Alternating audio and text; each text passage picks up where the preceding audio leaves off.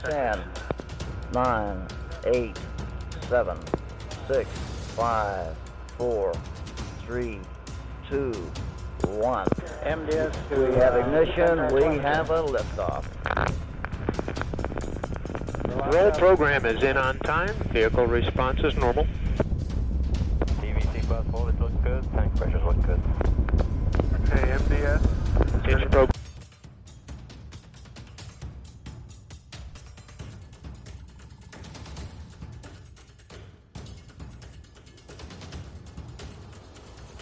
दोस्तों, सलीम टीवी में खुशामदीद। इंसान हजारों सालों से आसमान की तरफ हसरत भरी निगाहों से देखता आया है। रात का तारों भरा आसमान भला किसे दिलकश नहीं लगता होगा। इसी दिलकश आसमान को देखने और इसकी पेचीदगियों को समझने के लिए कई बड़ी बड़ी हस्तियों ने ताकतवर दूरबीनों से आसमान का मुताला किया। इन्हीं बड़ी हस्तियों में एक बड़ा नाम गैलीलियो गैलीलेई का भी है, जिसने अपनी जिंदगी का एक बड़ा हिस्सा सैयारों और सितारों की खोज में लगा दिया। गैलीलियो की सबसे बड़ी खोज सैयारा मुश्तरी यानी जुपिटर था। ये सैयारा गैलीलियो ने अपनी ही बनाई हुई दूरबीन से डिटेक्ट किया था। 1610 में जब गैलीलियो अपनी दूरबीन से जुपिटर का मुताला कर रहा था, तो उसे सैयारे मुश्तरी यानी प्लैनेट जुपिटर के बिल्कुल साथ 3 छोटे छोटे सितारे चमकते हुए दिखाई दिए।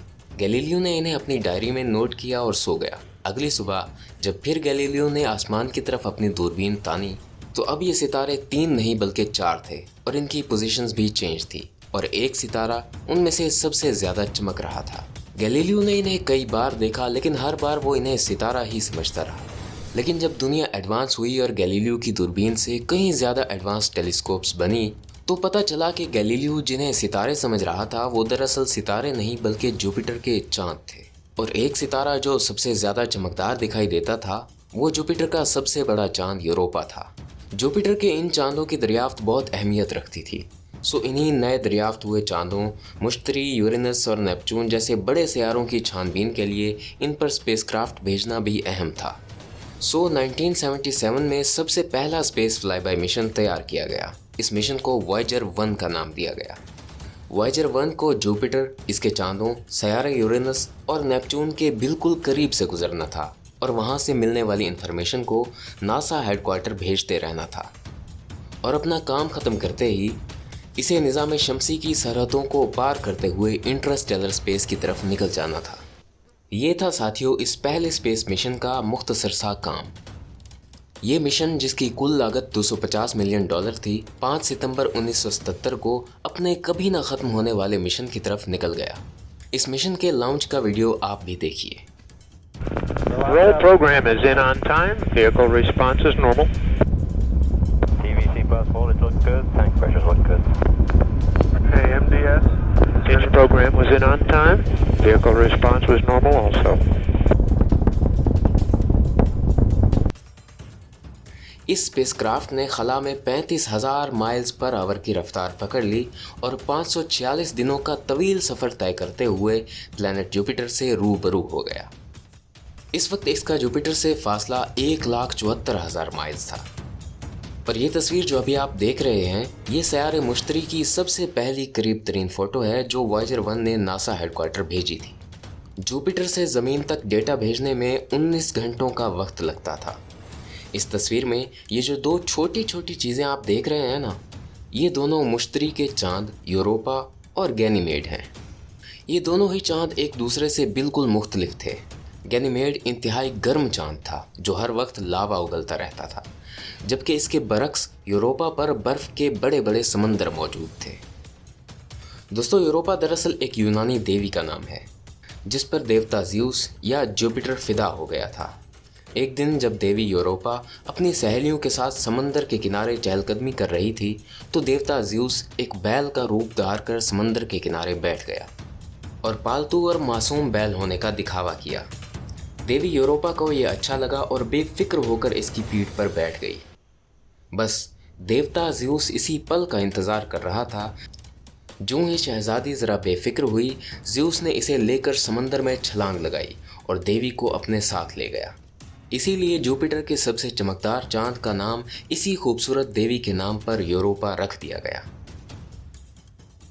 जबकि गैनीमेड रोमन तहजीब में एक बेइंतहा खूबसूरत नौजवान था जो देवता ज्यूस के दरबार में साकी हुआ करता था। इस नौजवान को ज्यूस ने फ्रीगिया में ट्रॉय के करीब अगवा किया था। दोस्तों, क्या आप जानते हैं कि सैयारों के नाम किन के नामों पर रखे जाते हैं? चलिए आपको थोड़ा सा बताते चलते हैं। निज़ाम शमसी सोलर सिस्टम का सबसे पहला और सूरज का करीब तरीन सैयारा मरकरी है।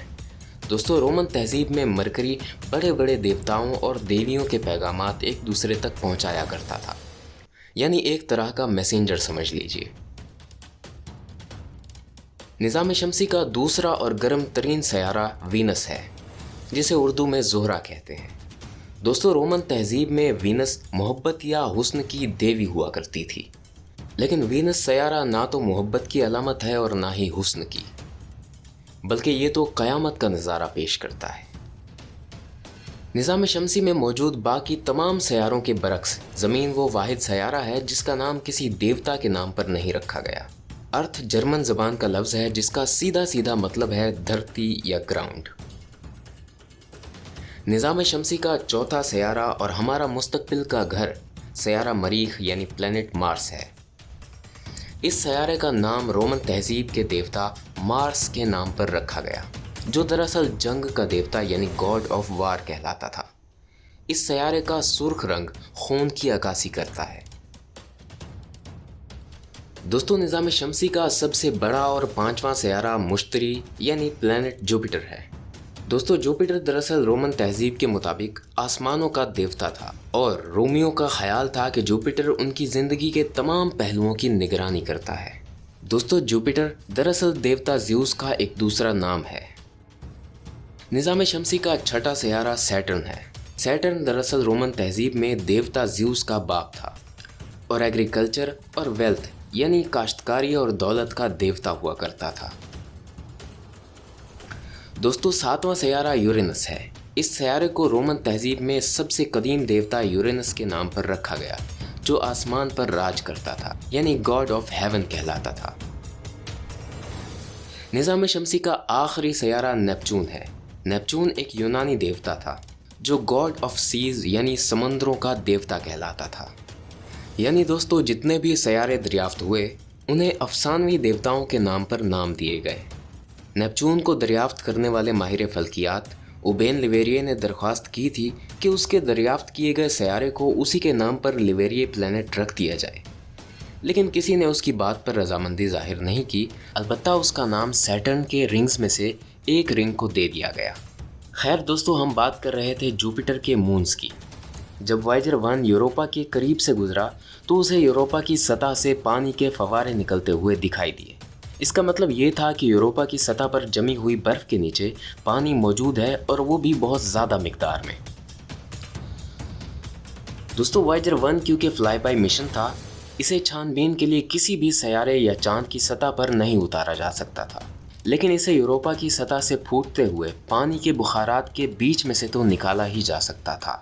सो ऐसा ही किया गया और वाइजर 1 ने यूरोपा से निकलते हुए पानी के बुखारात को टेस्ट भी किया, ये जानने के लिए कि आया ये वही पानी है जो ज़मीन पर होता है या फिर कोई और सियाल मादा।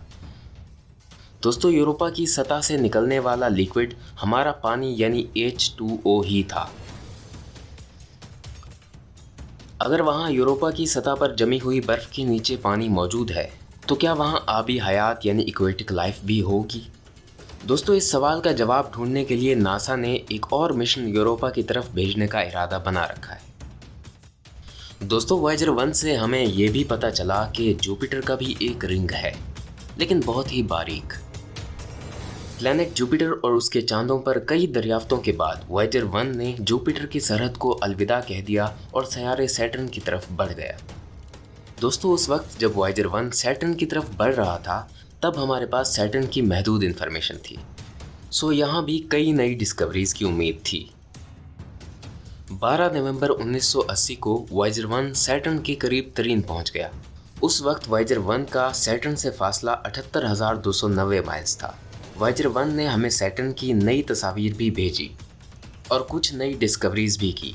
इन नई दरियाफ्तों में सैटर्न के 3 नए चांद प्रोमेथियस, पेंडोरा और एटलस थे, जबकि सैटर्न का एक नया रिंग जिसे जी रिंग कहते हैं वो भी दरियाफ्त किया। वॉयेजर 1 को सैटर्न कैसा दिखाई देता था आप भी देखिए।